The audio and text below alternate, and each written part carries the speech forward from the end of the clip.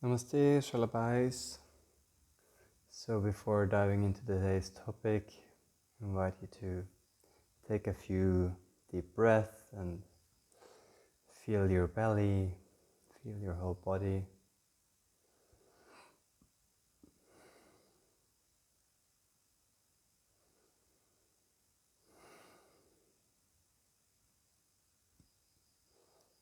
So what we're going to talk about today is how we justify our opinions, rational thinking, emotional thinking, disinformation, decision making. I don't really know what best way to label it. This topic became apparent to me about 2 years ago when there was an outbreak of things I can't talk about loudly without risking being censored,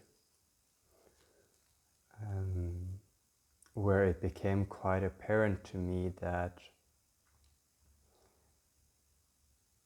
the information we find and the information we stand behind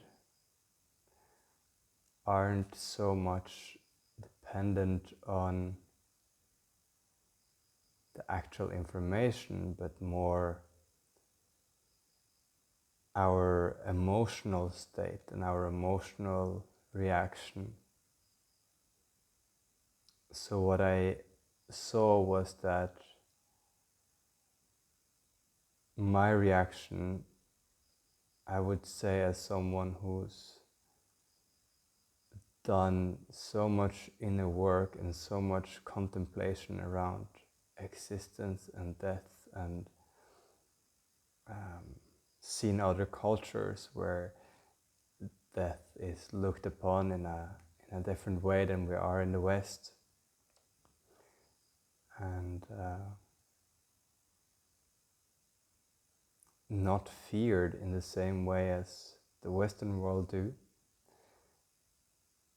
My reaction to this outbreak was so immensely different than that of a typical Western view, who is much, much more afraid of death and concerned with physical health. As someone who teaches mental health, I am a lot more concerned about your mental health.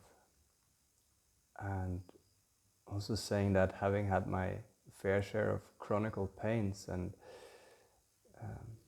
where I have been barely able to walk at times and so on, I to this day would without a doubt choose to have a better mental health than to have a better physical health. And I've seen that that is simply not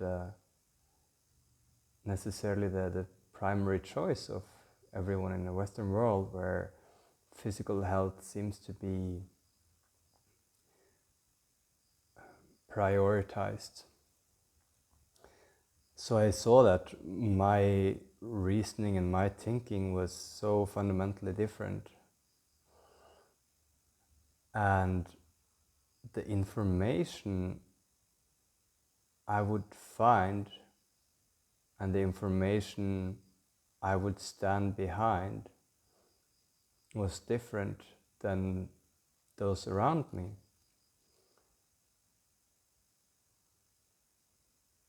So when I was exposed to this outbreak, my emotional reaction was not of fear, and the information I found was supporting freedom and freedom of choice, and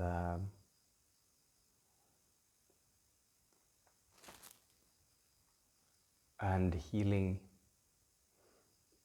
remedies.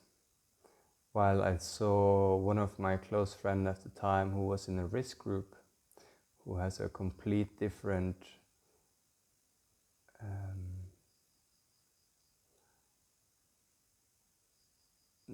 reasoning and needs to look at this situation in a complete different way than I do. So the other side of the scale basically was reacting extremely differently and finding all the information about the terrible outcomes and how this could go really, really bad and so on and so on. And I saw that even if she would present me the same information, my reaction to that was different than hers.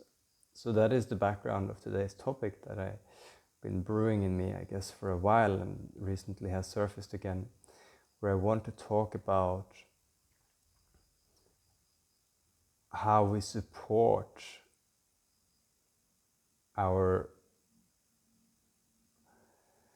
emotions with our rational brain and not how our rational brain is confirming or making our emotions.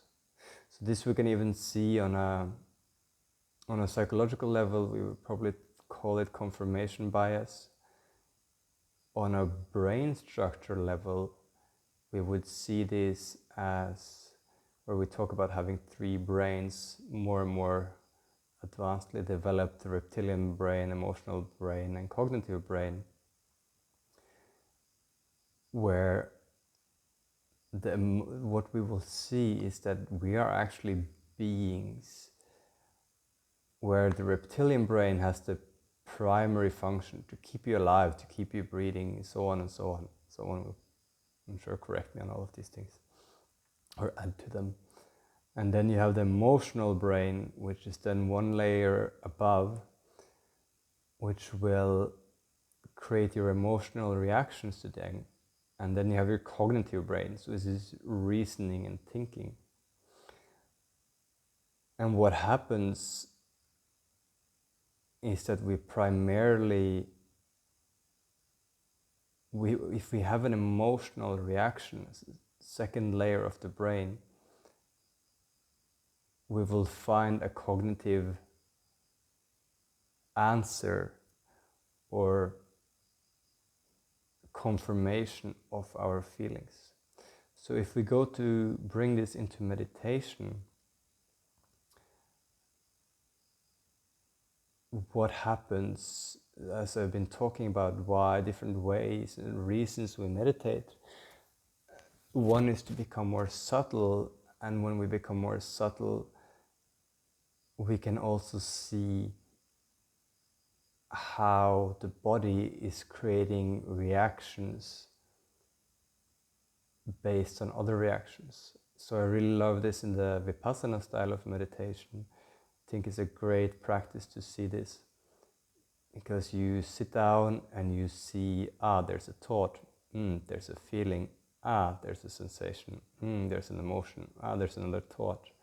And eventually you can also see, not that this is the reason we do the Vipassana meditation, but in this process you might start seeing that a sensation in the body might cause an emotional reaction, and that emotional reaction might cause a thought. So let's say I have a sensation in the body. The sensation is of discomfortable nature. My emotional reaction to that sensation is that of aversion or fear. What is this sensation? What is this back pain? Why is it stinging there? That's the thoughts that are coming. So first you have the sensation, stinging pain in my back. The emotional response is fear. And then the cognitive is trying to answer or justify that fear with thoughts. And the same happens in our thinking and reasoning towards topics. So if you are presented with something that contradicts your emotional attitude, your reaction will be of disagreement and trying to find a reason what is brought forth is not true. So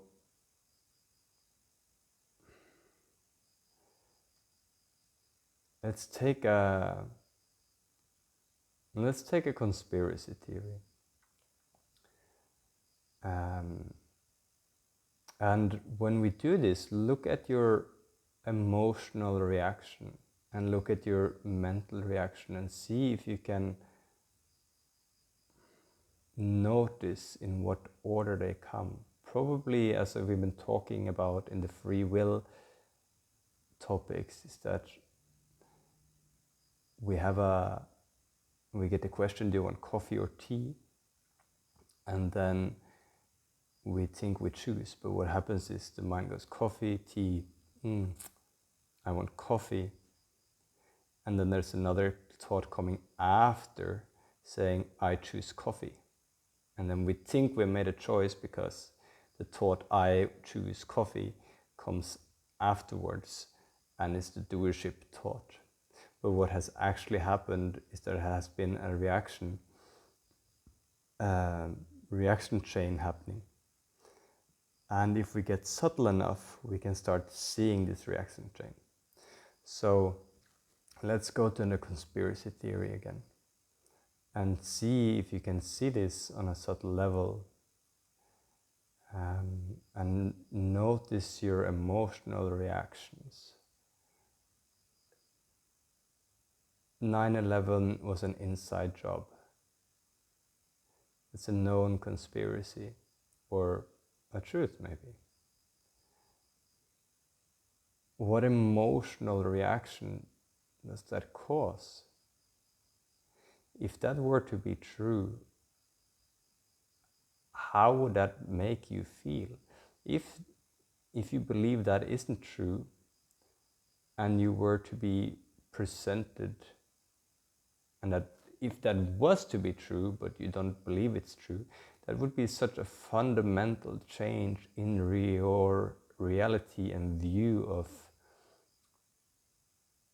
so much in society, that likely your emotional reaction will avert that and will say, no, that cannot be true. It will be simply too uncomfortable to face that as a truth.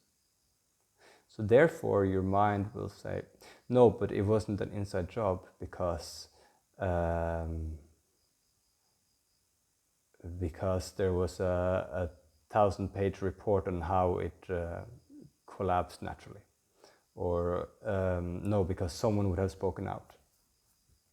What if you're then presented with information that's saying, well, someone did speak out.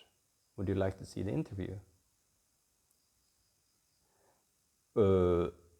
Again, an emotional reaction and a cognitive reaction to justify your emotions.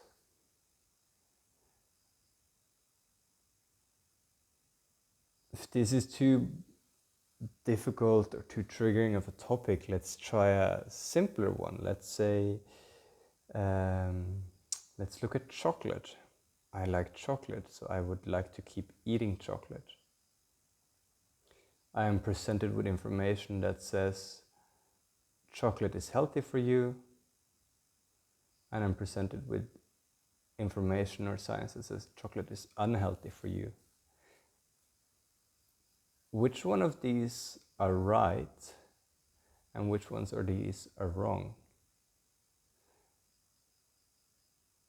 You are likely going to end up believing the piece of information that supports your emotional relationship to that topic. and not information that is necessarily correct.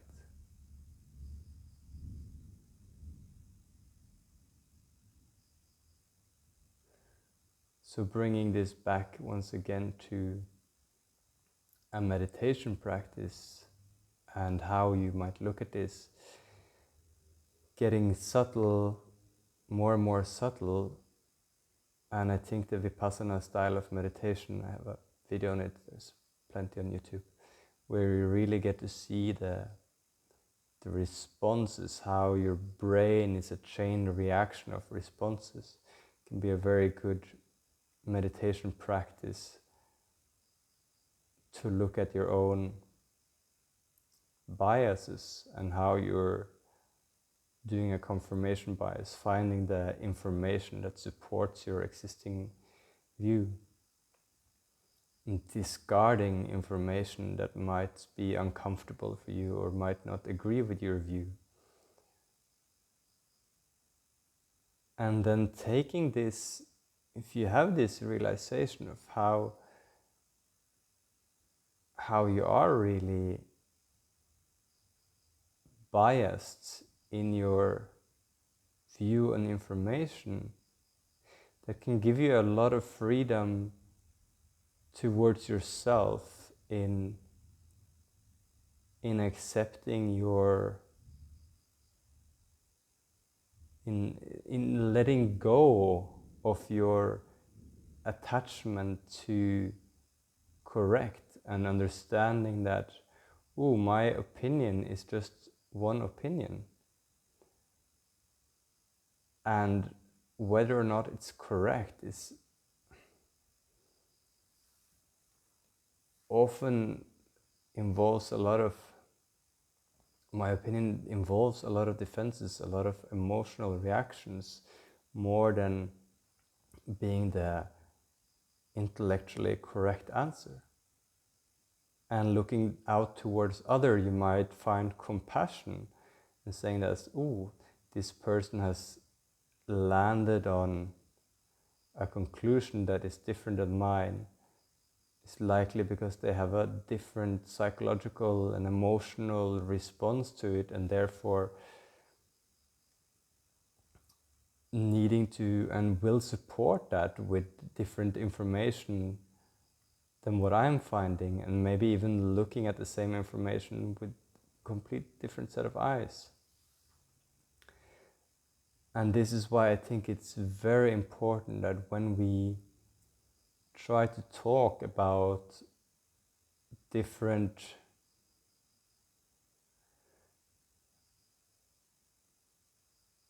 opinions, so to say, or when we try to talk about information, let's say, yeah, this outbreak that has been going on now, when we try to address that to the opposing side of this narrative,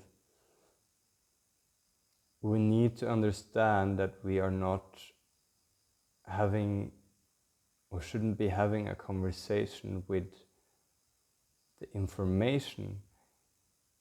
We should be having a conversation about the emotions around it. Are you afraid? Are you worried about closed ones? Are you worried about yourself, your own health? Is maybe the more connecting way and the way to understand each other in this than saying, oh, but look at these numbers, look at this statistic, look at this research paper that was released. Because people who has the opposing opinion as you, they will discredit, disregard, or not, they will have all the kinds of different defenses because what you're showing them doesn't represent their emotional understanding or emotional attitudes towards this.